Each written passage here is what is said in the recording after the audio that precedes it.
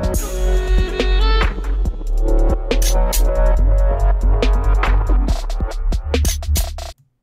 right, so welcome to Let's Talk Television, Season 3, Episode 2 here. So we are here for, well, I guess the week of September 28th, 29th. So anyways, today we'll be breaking down, of course, quite a bit of news, actually. It was, relatively slow, especially like compared to last week, per se. But yeah, so I do think there's still a lot of news to cover, still a lot of things to go over. Of course, last episode I did spend a lot of time at the beginning kind of talking about stuff with the channel and everything that was going on, but now I think I'll just get pretty much right into it, and kind of get talking about the news.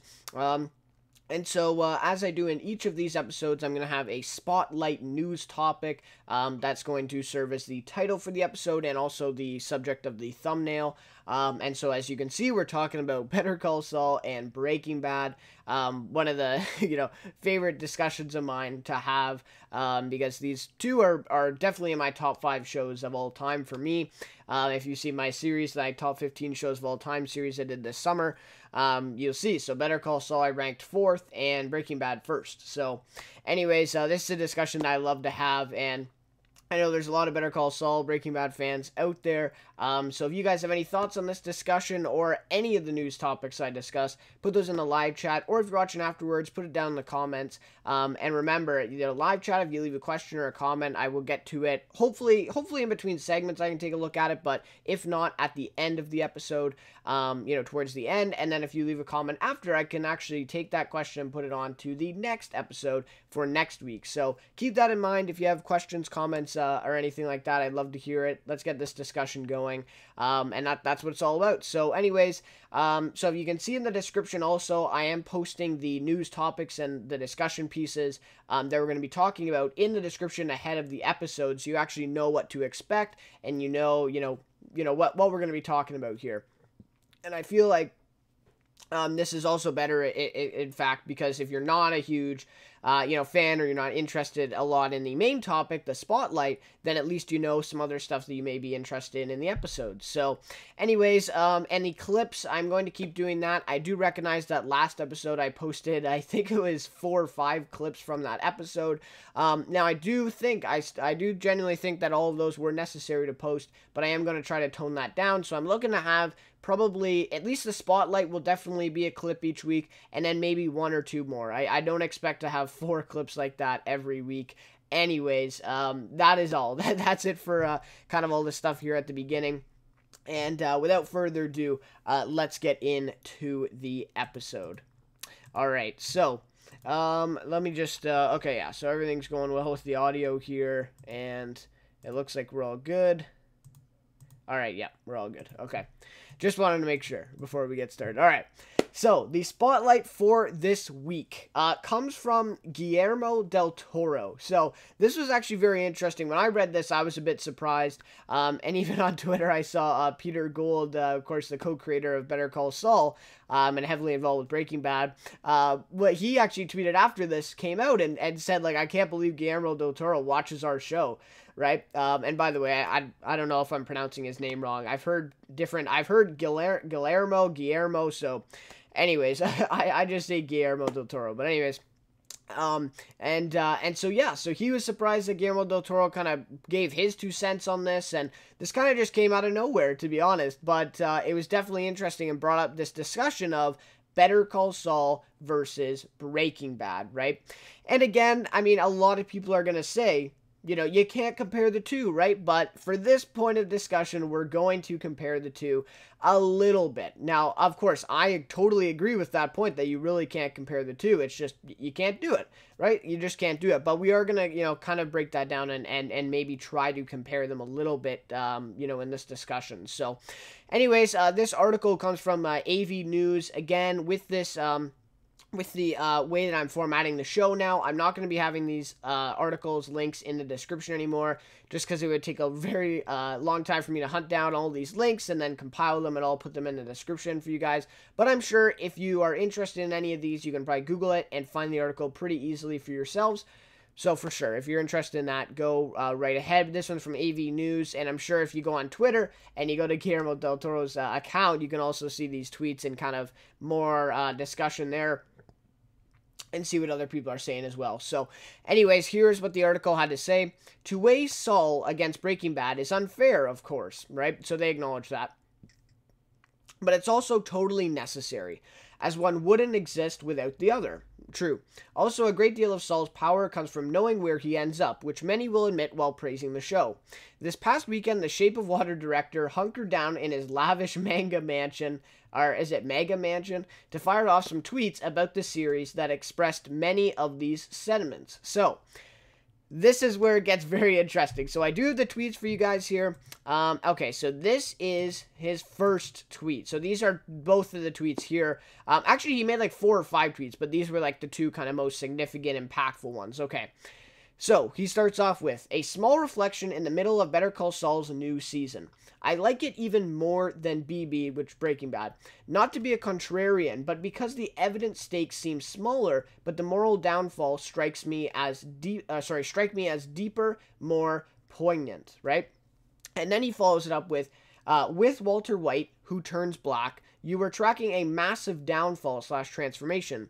BCS takes you by the hand as Jimmy becomes Saul Goodman, no good in him, in small, painful tumbles. So those are Guillermo del Toro's words, and I believe he posted this after the recent episode 8, or maybe he actually isn't quite up to episode 8 yet, because he does say in the middle of the season. So anyways, he posted these tweets September 22nd, which would have been, probably about, Sunday or Monday.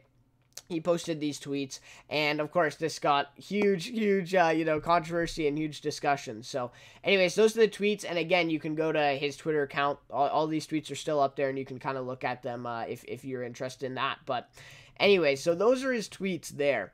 Okay, so let's go back to this now, okay?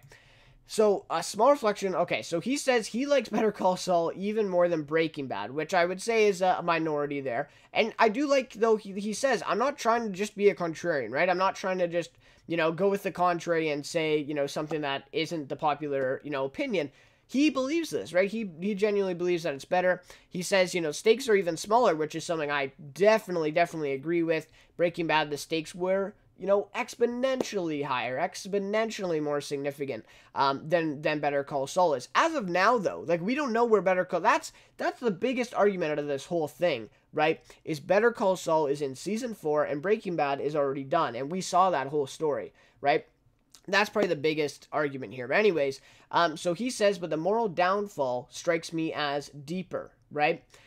Very interesting, right? So then, and then he says something about Walter White who turns black. I'm thinking he just means who turns, bad, or who turns totally, kind of emotionalist or ruthless. I think that's what he means by that. But anyways, so he's saying essentially that Better Call Saul takes you by the hand, kind of slower, right? And Breaking Bad was kind of a huge transformation that took place a little bit more quickly. So anyways, okay, so those are I just wanted to analyze a couple of the words there to get a little bit of better understanding of what he's saying. So, to me, personally, I mean, just disregarding his words for a second here, again, I don't think you can compare the two, but if you had to, I don't know, I feel like Bryan Cranston as Walter White, I don't know, I think that character...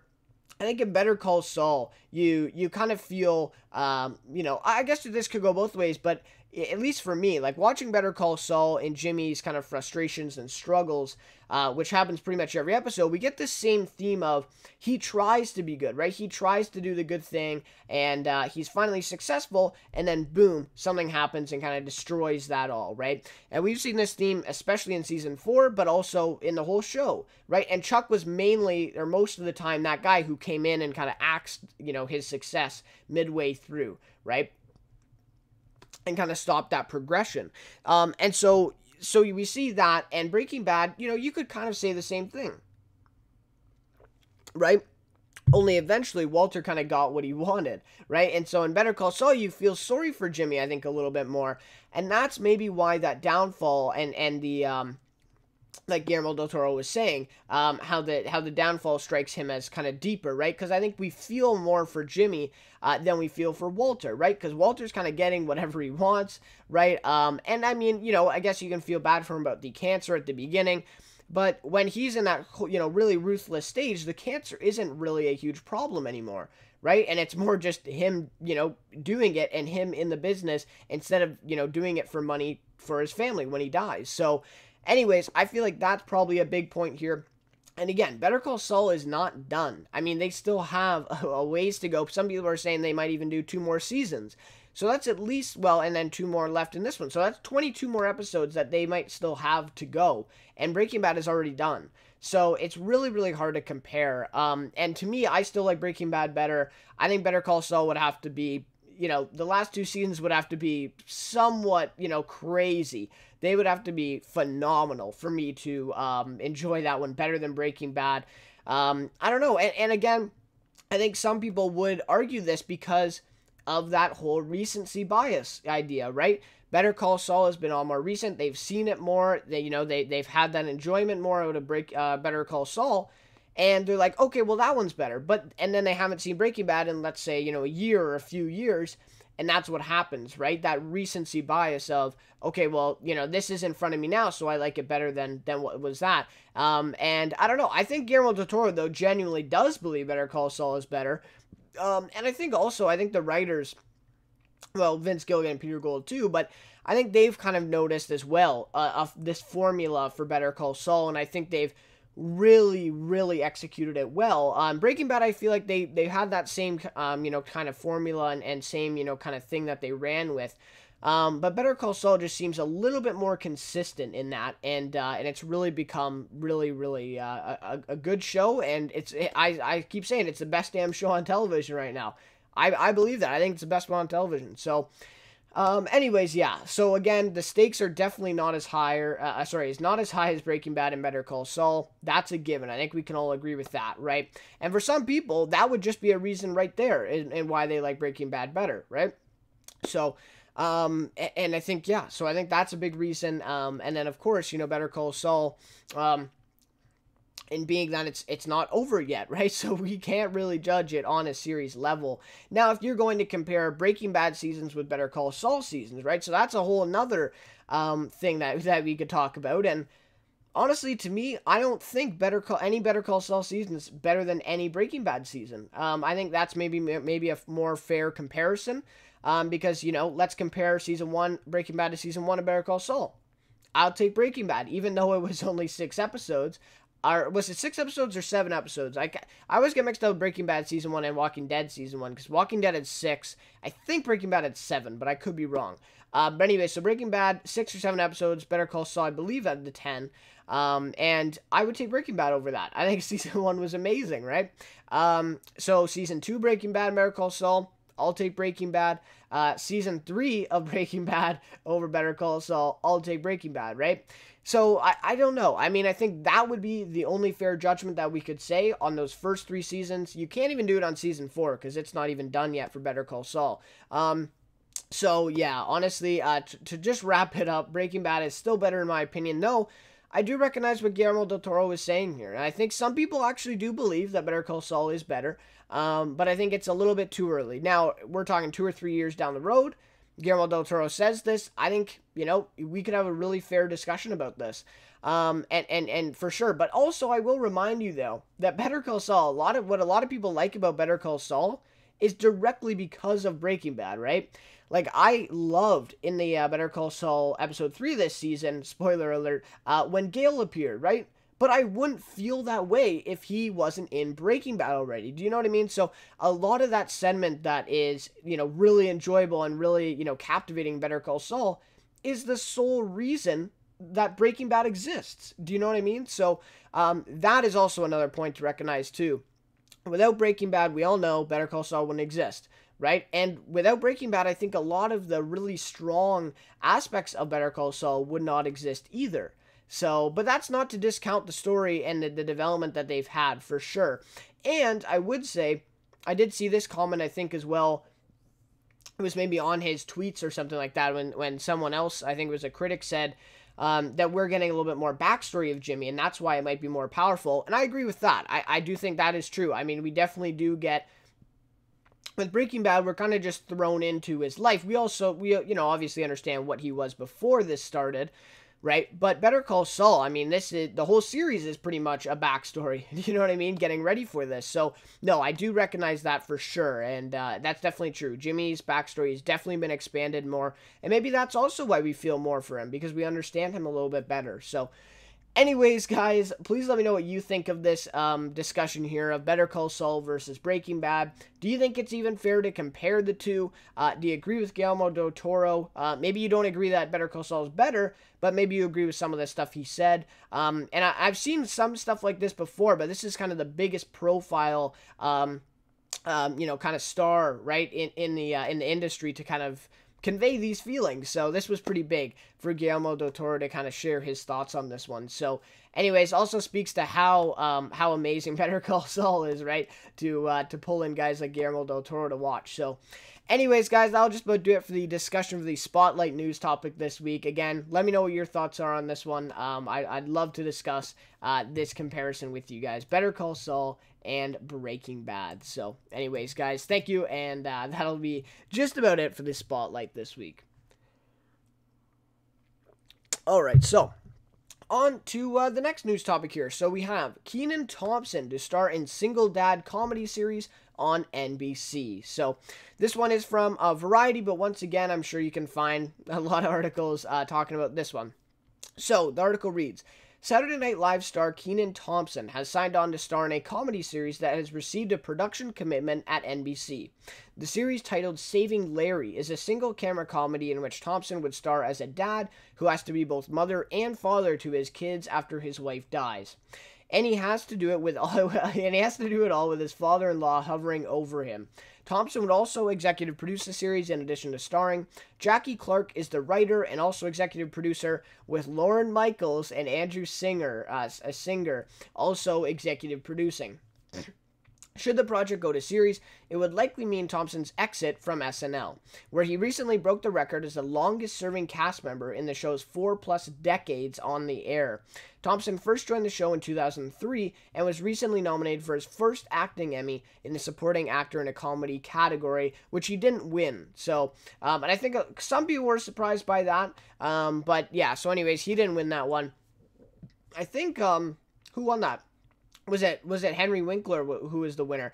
I can't remember if that was the same category for that, but I think it was, yeah. So I think Henry Winkler beat him out. A lot of people were happy about Henry Winkler winning anyways. But this is big news. This is pretty awesome for Kenan Thompson to get his own kind of show, his own kind of gig. I wasn't even aware that he's been on SNL that long. 2003. That's pretty crazy. Of course, I've known him, and I've known that he's been on SNL for a long time, but not that long. So that was somewhat surprising to me. I do like that Lorne Michaels is going to be involved in this project. That's a good sign, right? Like, that's a good sign. Lorne Michaels doesn't do many things that don't end up being successful. So, anyways, I think this is really good news for Kenan Thompson. Now, if he has to leave SNL, you know, it is what it is. Some fans will obviously be kind of disappointed, I think, but for him to have his own series like this is kind of, why actors and actresses join SNL to begin with, right? It's eventually to further their career and kind of go off on their own. And I think for Kenan Thompson to achieve this is awesome. So, and I think really everyone really loves Kenan Thompson. I think they all really like him. What I said in my discussion for the Emmy Awards video, I said, Kenan Thompson is great. I do think he's a really funny guy. He's a really good comedian. But for me, why he's not like my favorite or my like standout on SNL is because it seems like he plays the exact same, or at least a very similar role or character each time in almost every skit, even though in that skit it's not supposed to, be like that. It's supposed to be a little bit different, but he still goes back to that similar role. So if in this series he's playing that role, he's going to be playing that character, then good on him. I think this is going to be a very successful series. Now, that's in my opinion why I don't think he could ever pull off a serious role or a really dynamic role, because I don't think he has that spectrum, right? I don't think he can really, kind of go away from that character that he consistently plays on SNL. Now, again, on SNL, it works, right? Everyone thinks it's hilarious, and he's a really funny guy in that character, in that role. But again, if you take him and put him in a different role, I don't think he would do as well. So anyways, if he is able, and he's going to be an executive producer, so he's definitely going to have a say in what his character is going to be like and behave like in this show. And I think for him, I think he should definitely just keep that character that he does now and, take it to this show, and I think it's going to be very successful. So anyways, I'm not surprised that NBC has picked this up either, right? Of course, they are the home of SNL. And this is just great news all around, I think. So, anyways, we'll have to see what happens with this one. Whether we'll actually get a series order with NBC.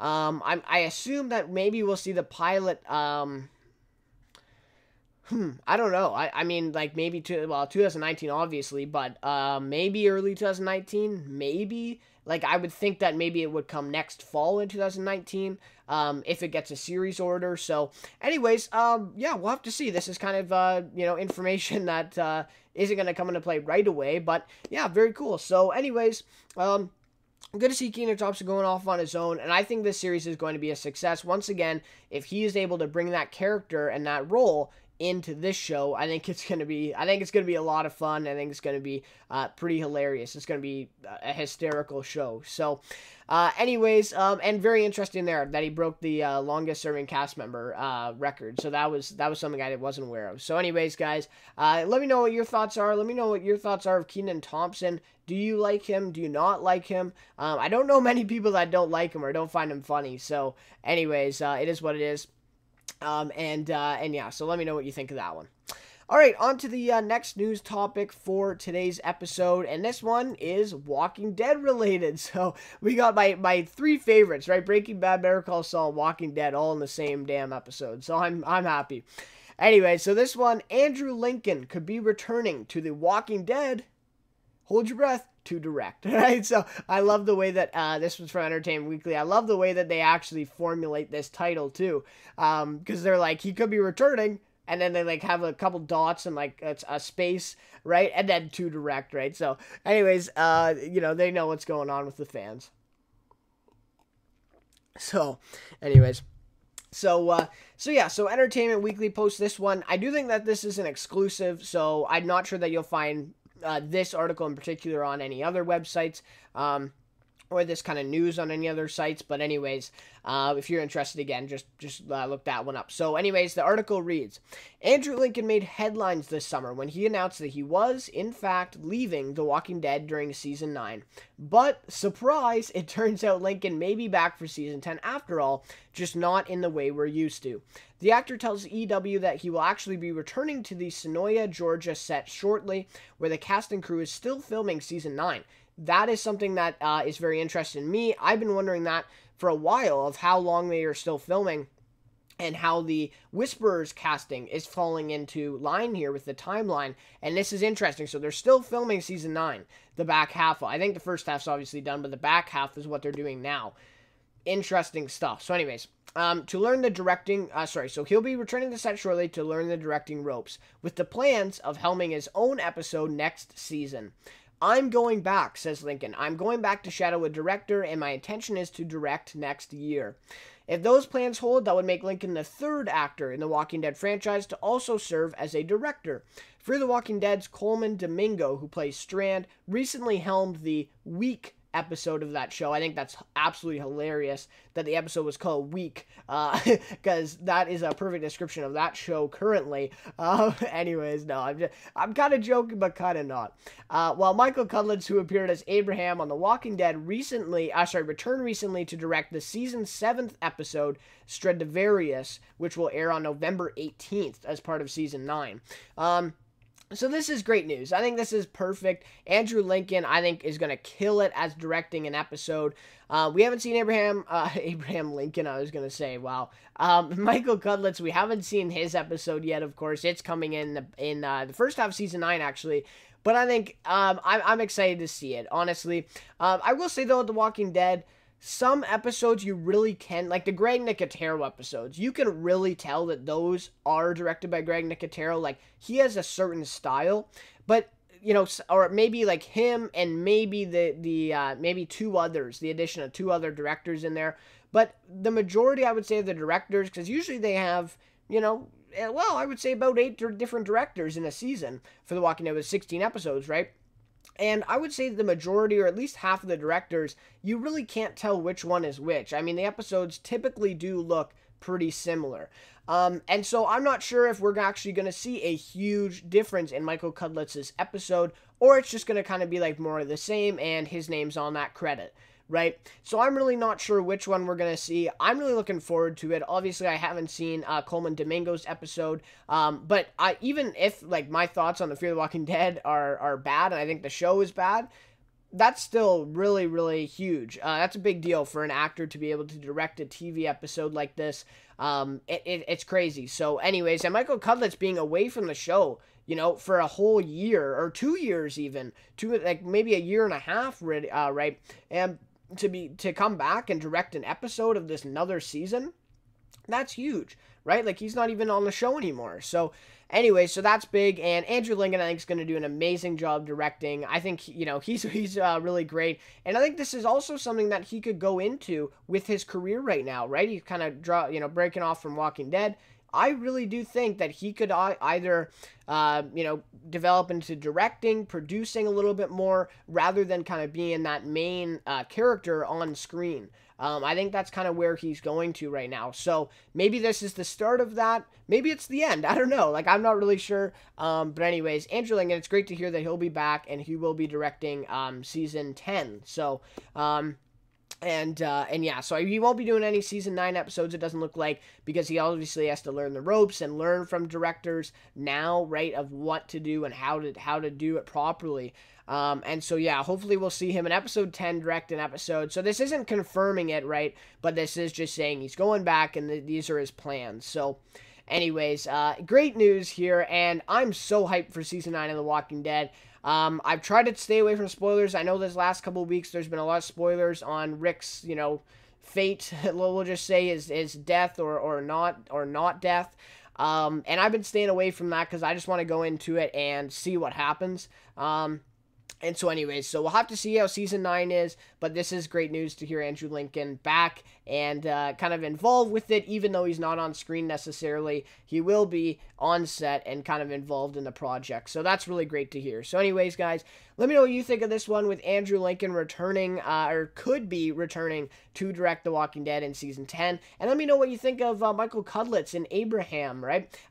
Directing this episode in season 9, so I'm looking forward to that one as well. So anyways, guys, that'll just about do it for that one. Alright, so second last topic for today, we have Netflix and Amazon set to nearly double originals catalog. So this one's from Hollywood Reporter, and there's a lot of stuff about streaming services right now, right? I mean, if you look up just Netflix, there's all these articles, every week posted about how they're making this amount of money, right? They're doubling the originals catalog, they're doing this and doing that, because right now there's a lot of news with new streaming services being created. And this news is kind of a big result of that. So, the article is actually quite lengthy. So I suggest if you want to know more information about this, go onto the Hollywood Reporter and read this article, because that actually is really interesting. But of course, I'm not going to sit here and read word for word what the article says, because I would be here for quite a long time, right? So anyways, this is the kind of part that I dug out of the article that I thought was the most significant. Netflix is doubling down on its successful formula of commissioning original sci-fi and comedy series as the streaming giant looks to maintain its lead over subscription video-on-demand competitors. A new study by Ampere Analysis has found. Never heard of Ampere Analysis, I have to say, but anyways, we'll go on. The study released Tuesday shows that Netflix still leads the subscription video-on-demand pack by a large margin, with more than 250 new commissions planned, a figure that will more than double the 229 originals already on Netflix's catalog. Amazon, with 105 originals and a similar number of new commissions, is a distant second when it comes to original series creation for its streaming platform, Amazon Prime Video. On a combined basis, The two giants will almost double their original programming catalogs, according to the study. While Netflix and Amazon commission series over a broad range of genres, Ampere notes that Netflix has been maintaining its focus on the youth-skewing genres of comedy and sci-fi, which have a track record of success for the company. In comparison, 29% of Amazon's upcoming titles are drama series, while 17% of Netflix's are. I find that last bit very interesting because Netflix is now even now just, and they haven't been around for that long. Like, we got to consider this. They have actually not been around that long. I think it's, well, I would say 2 or 3 years, but I feel like it's been a bit longer than that. Anyways, so they've been around for not that long, and they are already tapping into this genre that they know is very successful, and they're gonna do it until it's not, right? Like, they're gonna keep this kind of formula until it doesn't work anymore. And good for them. Good for them that they've recognized this. So comedy and sci-fi are their two biggest kind of genres that are very successful for Netflix. And good on them that they've discovered this and that they are able to kind of, go down this road and produce more and more of these because they know the fans will like them. So anyways, I just found this really interesting because I think a lot of people think, oh, Netflix, they have a lot of drama series. But now, if they really do keep this formula of comedy and sci-fi, maybe the drama series on Netflix will slowly dwindle down, right? And then this also goes back to the question of these new streaming services, right? And so, will these new streaming services taking these dramas back, more and more services kind of getting started here, like Disney, for example, pulling their content from Netflix? Will Netflix eventually, now I don't think this will happen, but eventually will it turn into a kind of comedy and sci-fi platform? Right? Or will there still be some dramas there? So that's a question to be asked too. Amazon, this was interesting as well when they said 29% of Amazon's titles are dramas. So that's interesting too. That's almost a third of their series are dramas, right? And to me, I thought dramas were the most successful, to be honest, but streaming services have really came out, and like Netflix, evidently here, comedy and sci-fi have been very successful. So anyways, and then also, this is a crazy number. Netflix, more than 250 new planned commissions. They only have 229 now. So they're almost going to be at 500 original commissions, I guess, by the end of, 2020, I think this is for. That's insane. Like it says, that's more than double what they already have. So anyways, I do really think that this is attributed to Disney and these other new streaming services no longer distributing their, content to Netflix and Amazon, particularly in Netflix, right? So that's a huge point of discussion right now, is Disney pulling the Marvel shows and all that from Netflix, which I think is going to be a big thing for people, right? And again, that's a whole another discussion for a long other day, because that's a really diverse discussion there. But anyway, so I think this is really due to that. Netflix is saying, okay, you guys, you streaming services over there, you're gonna take your content back. You're gonna kind of deplete our original content. Well, whatever, right? We'll just make twice, double what we already have and replace it right away back with our own stuff. I think that's what's going on here. And I think it's smart. It's just showing the power of Netflix and Amazon in saying, we don't care, right? We'll just produce double what we already have and we'll be fine. You can take your, content. So anyways, very interesting. And of course, the Marvel shows on Netflix have been pretty damn successful for them, I think, at least.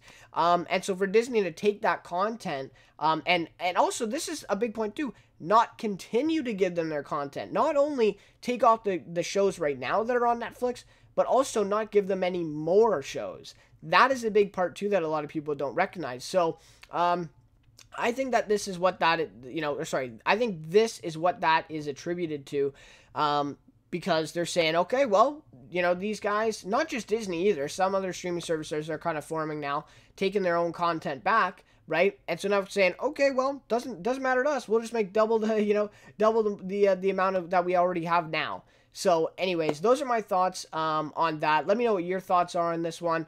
Are you excited for more Netflix originals? I'm sure everybody would say yes. But anyways, and Amazon, I still think Hulu is a very, competitive service right now. I think what they're doing is really, really great. To me personally, I would put them over Amazon, but I know, statistics wise and numbers, comparing, it's obviously Amazon and Netflix, but I think Hulu is definitely a close third in my opinion, or maybe even a runner up. Because of the stuff they've been doing recently. So anyways, again, those are my thoughts. Let me know what you think of this one, of Netflix and Amazon doubling down with their originals content, of course, after some of these other services are kind of on them about getting their own stuff back. Anyways, let me know what you think of that.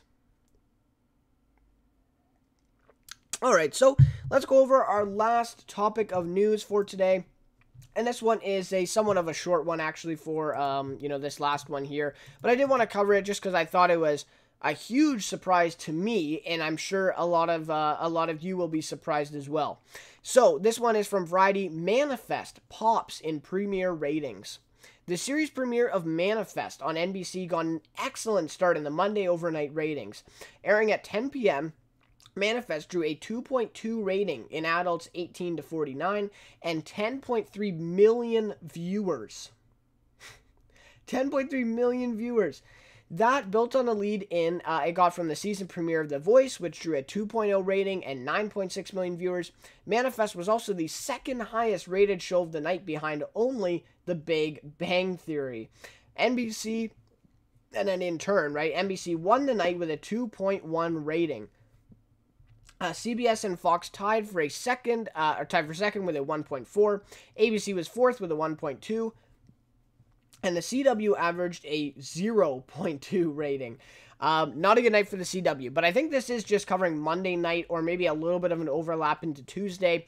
But this was huge. Like, Manifest on NBC getting 10.3 live US million viewers. That is a crazy number. Like, for a pilot series, a pilot episode on NBC to get 10.3 million viewers and the rating of a 2.2. I mean, that is huge, huge numbers for Manifest. Now, my biggest question is, what is that number going to fall to for episode 2? That is what I'm very, very interested in, and I might make that a subject of next episode as well, because I really want to follow this and see what happens. Because if episode 2, I would say, is anywhere over 7 million still, I think that NBC, they might even just renew that they won't formally, but I think they'll be talking and they'll say, okay, people are really, now, after 2 episodes, of course, they're not going to make a renewal decision, right? That would be rash.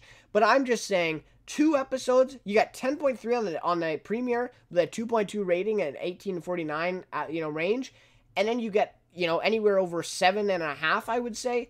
That's a pretty big damn message to send to NBC.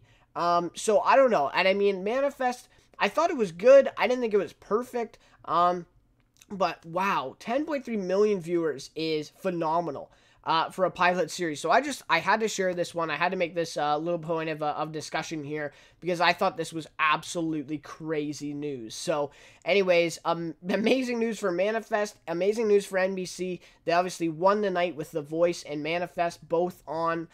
So kudos to them. And the CW, ooh, a 0.2 rating for tonight. I'm not sure how many million viewers. I think they had one new pilot on, and it did not do well, of course. So CW not doing well. But then we get CBS and Fox tied for second. But even then, like, they were pretty far behind NBC for this night. So anyways, and again, could that 10.3 be due to that Voice lead-in with 9.6? For sure, right? But even then, think about that.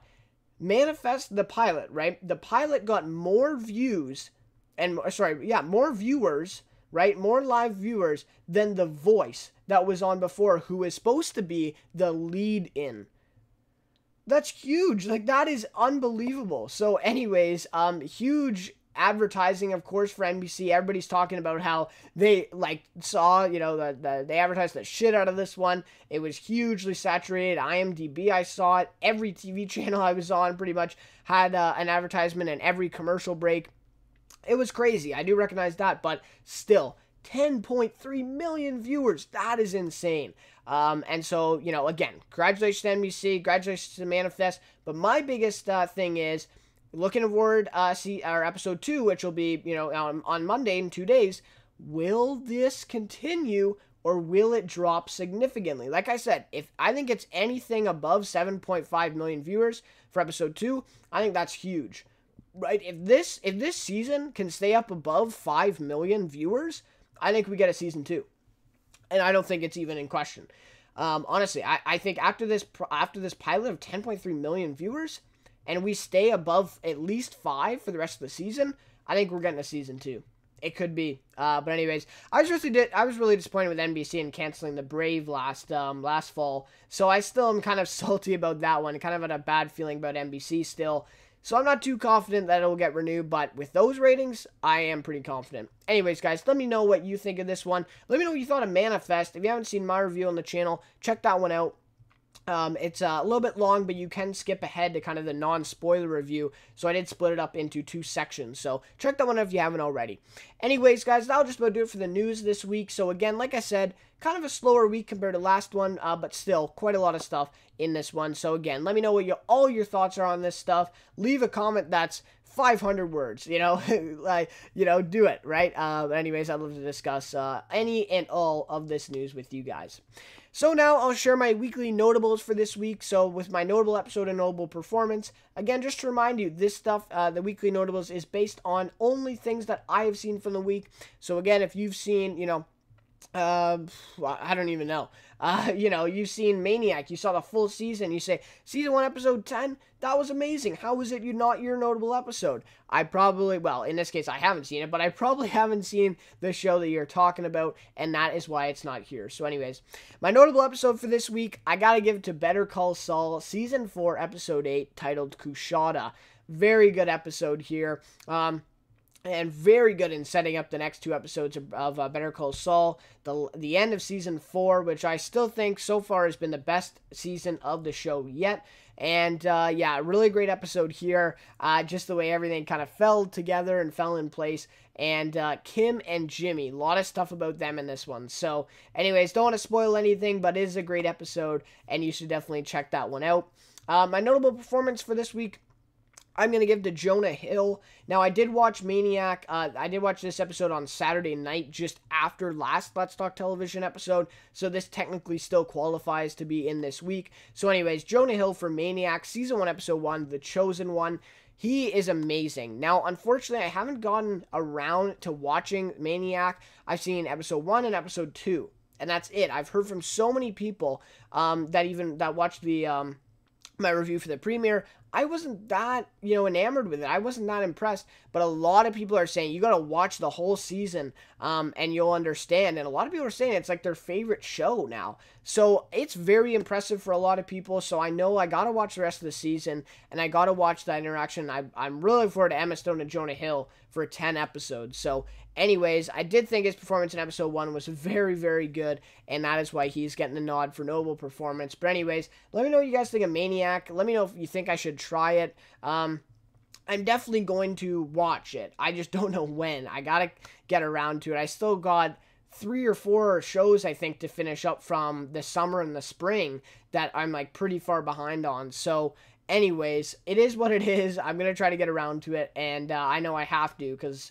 everyone is saying how good it is. And I go back to this. On IMDb and Rotten Tomatoes, the viewer rating for episode 1 of Maniac is the worst rating of any episode of the season. So anyways, I guess maybe that's a telling tale of maybe it actually is the worst episode, and maybe it just gets better from there. So anyways, that'll do it for my weekly notables. Now, if you any questions or comments to share about the news, leave that in the comments down below. And again, once again, I will add those comments to next episode and answer your question or comment or whatever, and we can totally discuss that in next episode's segment. So anyways, guys, that'll just about do it for Let's Talk Television, episode 2 of season 3 here on this week in television. So lots of news to cover, lots of stuff to discuss. Let me know what you guys think of any and all the news that I've shared today. And of course, the main topic, Better Call Saul and Breaking Bad. What do you think? So anyways, guys, again, that'll just about do it. I would like to thank you guys so much for the support lately, especially with that manifest review that I put up. The amount of likes, the comments I've gotten, the subscribers. Now, not attributing that just to that video, but the subscribers I've gotten, views, likes, comments, subscribers, everything. Just in the past week, I think we've gained 7 or 8 subscribers, which is crazy for me. So I just like to thank you guys, and I know, maybe not everybody will be watching right now, but I would like to thank you guys for that. So anyways, we're almost at 200 subscribers. I'm really excited, so anyways, thank you. Anyways, that'll just about do it for this episode of Let's Talk Television. Thank you guys so much for watching, and I'll see you next week for Let's Talk Television, Season 3, Episode 3, talking all TV news. So anyways, guys, thanks for tuning in, and I'll see you next week. Thanks, guys. Bye-bye.